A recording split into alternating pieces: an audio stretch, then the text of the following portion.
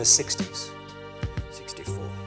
That was born in 64.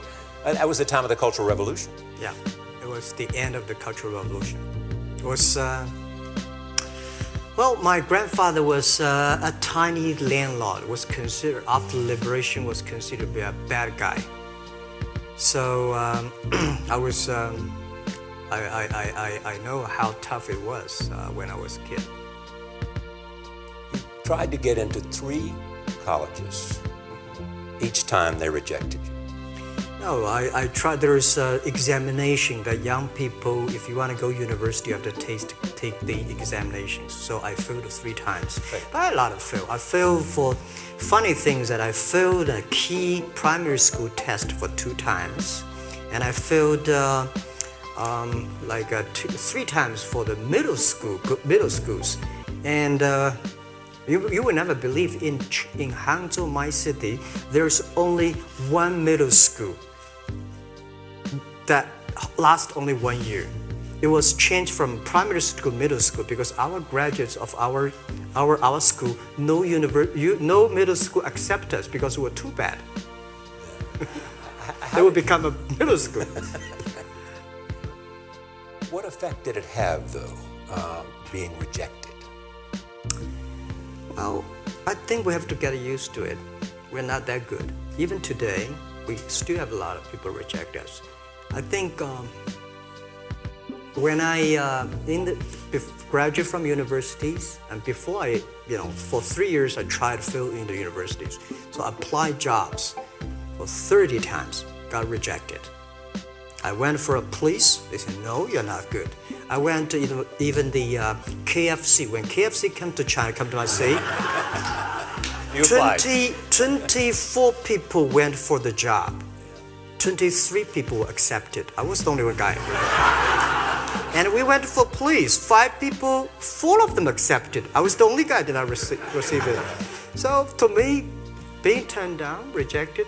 Oh, by the way, I told you that I applied for Harvard for 10 times, rejected. I know I'll be rejected. I just don't want to say that. Yeah, sorry now. I don't know why at 12, 13 years old, that time I suddenly fell in love into the language, the English.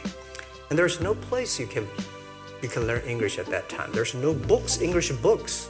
So I went to the Hangzhou Hotel, now called Hangzhou Shangri-La Hotel, because that was the hotel can receive the foreign visitors. So every morning for 9 years, I showed them around as a free guide, and they taught me English. And I think that changed me. Today, I'm 100% made in China. I've never got a one-day train outside China. And when people talk to me, say, Jack, how can you speak English like that? Why sometimes you talk like Western guys? I think that was the 9 years. These Western tourists opened my mind because everything they told me are so different from the things I learned from the schools. I tried the internet in Seattle and in a building called the U.S. Bank. I don't know whether the U.S. Bank is still there or not, but it's a building. And my friend opened a small office, which is like only 10% bigger than this room. And there are a lot of computers in there. And he said, Jack, this is internet. I asked, what is internet? He said, search whatever you want. At that time, they used Mosaic, very slow. And I said, I don't use it. I don't want to type because computer is so expensive in China. If I destroy it, I cannot pay. He said, just search it. So I searched the first word, beer. I don't know why, because it's easy to spell, baby. And I see beers from Germany, beers from USA, beers from Japan, but there's no beer from China. And I say, okay, type the second word is China. No data. Nothing.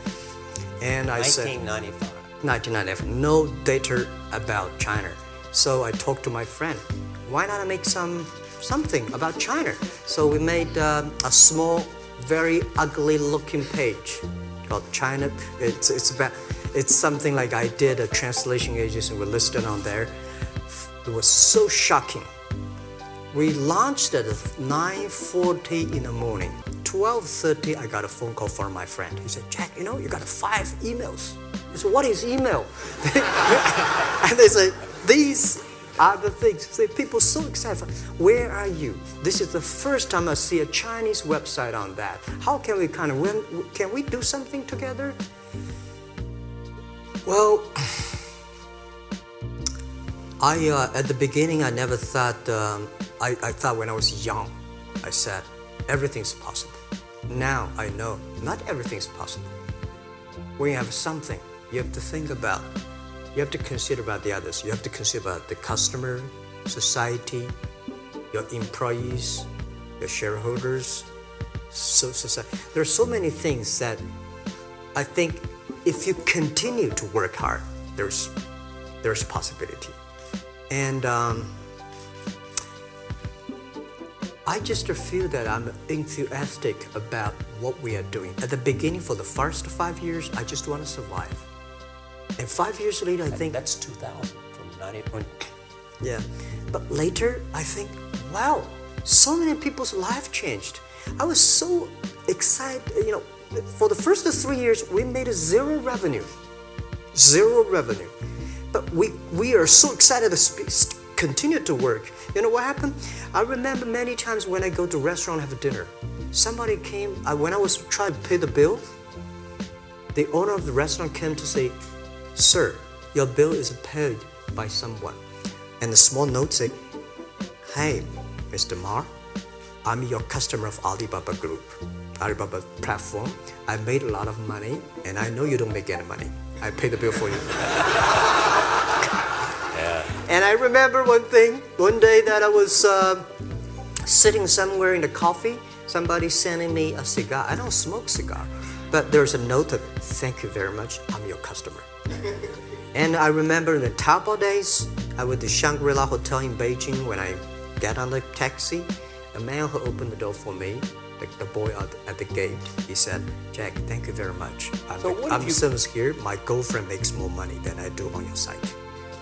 And this is something that you know, that it's not amazing. If you don't do it, nothing's possible. If you try to do it, at least you have the hope. They are all small business. When they're happy, we are happy. About women, one of the secret sauce for Alibaba's success is that we have a lot of women.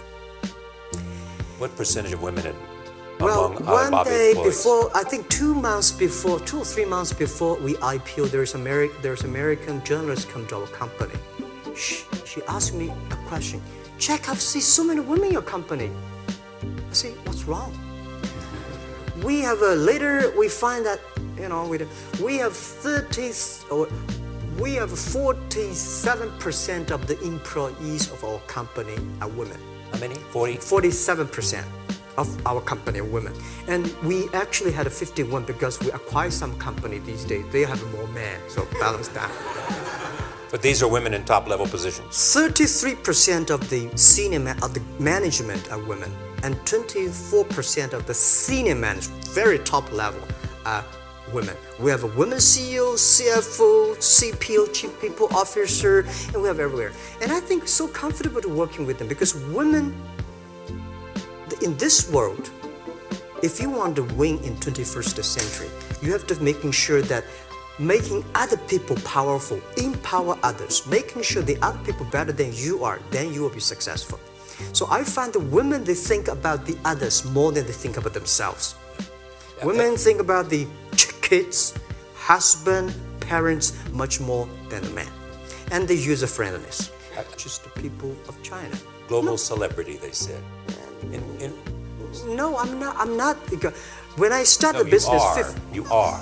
I never thought, because how many... Yeah, maybe I am. But I think 15 years ago, in my apartment, my wife was at that time one of the 18 founders. I asked her, do you want your husband to be a rich person?